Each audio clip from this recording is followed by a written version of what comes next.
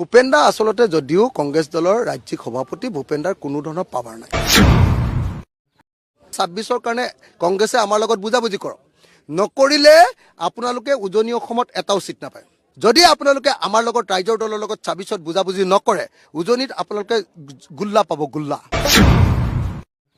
কংগ্ৰেছকো মই সুধিব লাগিব ভূপেন বৰা ডাঙৰীয়াৰ গাড়ীখন কোনে দিলে মইতো এমএলএ তেখেতৰ নতুন গাড়ী দেখিছোঁ তেওঁ গাড়ীখন ক'ৰ পৰা পালে মই যেতিয়া সুধিম তেতিয়াতো তেওঁ ৰিপ্লাই দিবলৈ টান কথা হৈ যাব মই জানো ভূপেন দা বুজাবুজি নকৰিলে ৰঙা নদীৰ নিচিনাই আপোনাৰ পৰিস্থিতি বিধানসভাটো হ'ব এবাৰ কৈছোঁ ভূপেন দা এইবিলাক সৰু সুৰা প্ৰশ্ন কৰি লাভ নাই মই প্ৰশ্ন কৰিলে আপুনি বাহিৰলৈকে ওলাব নোৱাৰিব মই যেতিয়া প্ৰশ্ন কৰা আৰম্ভ কৰিম ভূপেন বৰাক এটা থাকে তেতিয়া ভূপেন বৰাই বাহিৰলৈকে ওলাব নোৱাৰিব অখিল গগৈ ডাঙৰীয়া ৩৬০ বাৰ জন্ম হ'ব লাগিব মই ৬-৭ বছৰ গাড়ী কিনা নাই আৰু মই কংগ্ৰেছৰ সভাপতি মই বিচাৰিলে হেলিকপ্টাৰ আহে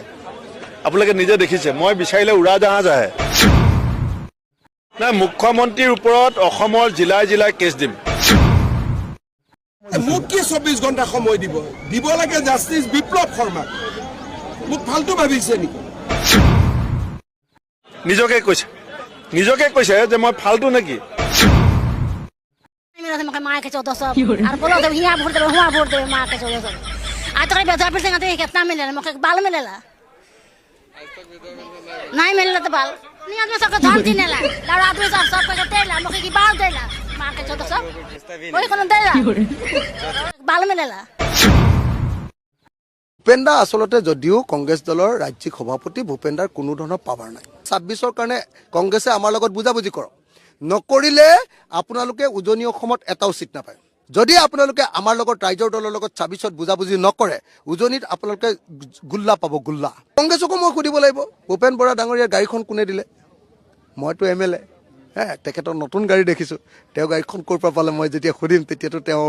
ৰিপ্লাই দিবলৈ টান কথা হৈ যাব মই জানো ভূপেন দা বুজাবুজি নকৰিলে ৰঙা নদীৰ নিচিনাই আপোনাৰ পৰিস্থিতি বিধানসভাটো হ'ব এবাৰ কৈছোঁ ভূপেন দা এইবিলাক সৰু সুৰা প্ৰশ্ন কৰি লাভ নাই মই প্ৰশ্ন কৰিলে আপুনি বাহিৰলৈকে ওলাব নোৱাৰিব মই যেতিয়া প্ৰশ্ন কৰা আৰম্ভ কৰিম ভূপেন বৰাক এটা থাকে তেতিয়া ভূপেন বৰাই বাহিৰলৈকে ওলাব নোৱাৰিব অখিল গগৈ ডাঙৰীয়া ৩৬০ বাৰ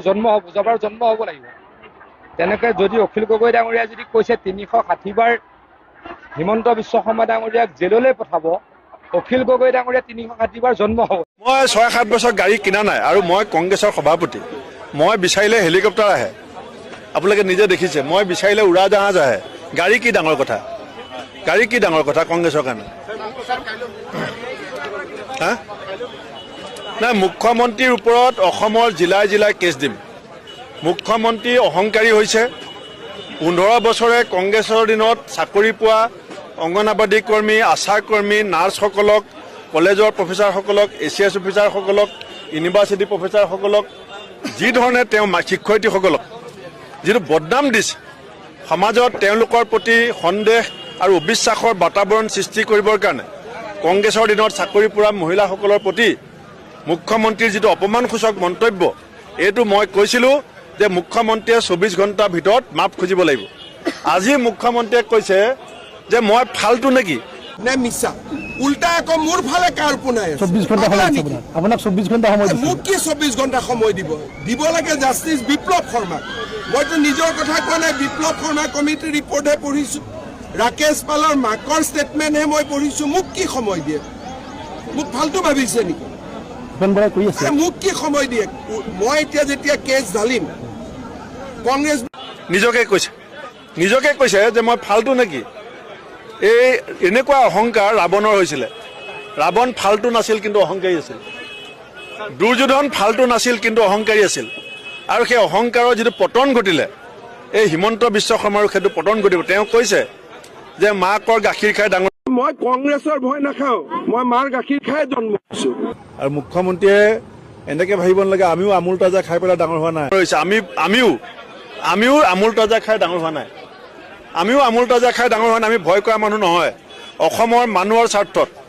অসমৰ জীয়ৰী বোৱাৰী আমাৰ বাই ভনীসকলৰ আত্মসন্মান আৰু স্বাভিমানৰ আমিনুল ইছলাম থাকক এতিয়াতো জেলতে আছে কেইটামান দিন জেলত থাকক তাৰপিছত চিন্তা কৰিব লাগিব চাওক মানুহে কেনেকে সাহস কৰে তাৰতো মই উত্তৰ দিব নোৱাৰো কিন্তু যিসকলে বেছিকৈ সাহস কৰে তেওঁলোকক কেনেকৈ ঠাণ্ডা কৰিব পাৰি তাৰ ব্যৱস্থাটো আমি কৰিব পাৰোঁ। মই দুটা কথা মই কোৱা নাছিলোঁ, আজি মই আপোনালোকক কৈছোঁ। গৌৰৱ গগৈ 15 দিন পাকিস্তানত গৈ থাকি আহিছে। পাকিস্তানত কোনো টুৰিজিম প্লেচ নাই। তেওঁ 15 দিন কেনেকৈ থাকিলে, ক'ত গ'ল, অসমৰ ৰাইজক জনাব লাগিব। দ্বিতীয়তে তেওঁৰ ল'ৰা ছোৱালী দুইটাই নাবালক, দুইটাকে ভাৰতীয় নাগৰিক কৰি থোৱা নাই। মই ডাইৰেক্টলি কৈছোঁ, তেওঁ যদি অসত্য হয়, মই যদি তেওঁৰ ল'ৰা ছোৱালী ভাৰতীয় নাগৰিক বুলি তেওঁ ক'ব পাৰে, মই মুখ্যমন্ত্ৰী আসনে এৰি দিম। তেওঁ দুইটা ল'ৰা ছোৱালী বিদেশী ৰাষ্ট্ৰৰ নাগৰিক, ঘৈণীয়েকো বিদেশী ৰাষ্ট্ৰৰ নাগৰিক। গতিকে তেওঁ নিজেও কোনদিনা বিদেশত গুচি যাব তাৰো হিচাপ নাই। যদি এখন ঘৰত 4টা পৰিয়াল থাকে, 3টাই যদি বিদেশী ৰাষ্ট্ৰৰ নাগৰিক, তেওঁতো ইয়াত পৰ্যটক হিচাপেহে আছে। আৰু তৰুণ গগৈ নাতিনীয়েকক ক'ৰবাত ডাঙৰ হৈ কোনোবা দেশৰ নাগৰিকত্ব লগত বেলেগ কথা, ক'ৰবাত চাকৰি পাইছে, কিবা পাইছে। 3-4 বছৰ বয়সত কোনোবাই নিজৰ দেশৰ নাগৰিকৰ পৰা বিদেশী নাগৰিক কৰিব পাৰে নেকি? ধৰ্মটো কি আছে, সিও এটা ডাঙৰ প্ৰশ্ন। তাৰো তদন্ত, তাৰো তেওঁক আমাক জনাব লাগে। মোক জনাব নালাগে, ৰাইজক জনাওক, তেওঁক ভোট দিয়া মানুহখিনিক জনাওক। আৰু পৰিবাৰে পাকিস্তানৰ দৰমহালৈ কিয় ভাৰতত আছে সেইটো আমাক জনাব লাগে। তেওঁ বাৰে বাৰে কথাবিলাক এনেকৈ কাটি থাকিলে নহ'ব। কোৰ্ট, আদালত, পুলিচক তেওঁ উত্তৰ দিবই লাগিব। আৰু উত্তৰ কেনেকৈ ল'ব লাগে আমি জানো। পাকিস্তানত 15 দিন থকাটো, বাকীখিনি তেওঁ ঘৰুৱা কথা, ল'ৰা ছোৱালীক ভাৰতীয় কৰিছে, কৰা নাই। কিন্তু পাকিস্তানত 15 দিন থকাটো